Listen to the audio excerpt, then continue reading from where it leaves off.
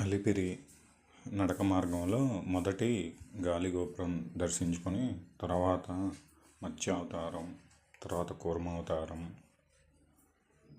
రెండో గాలిగోపురం దాటుకొని మనం గజేంద్ర మోక్షం చేరుకొని తర్వాత కూర్మ అవతారం, నరసింహ అవతారం,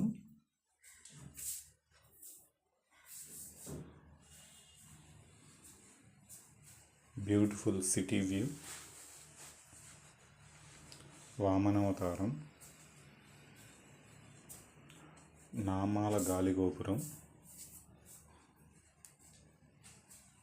ఆంజనేయ స్వామి, కోదండరామస్వామి దేవస్థానం అలిపిరి మార్గంలో,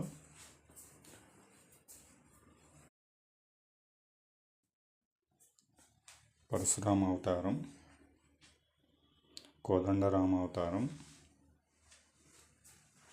ఇట్లా మనం వెళ్తుంటే ఈ స్తంభాలకు అటుపక్క ఇటుపక్క గోవిందనామాలు రాశారు.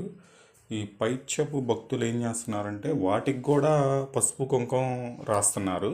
కింద మెట్లుకు రాయాల్సింది స్తంభాలకు కూడా రాస్తున్నారు.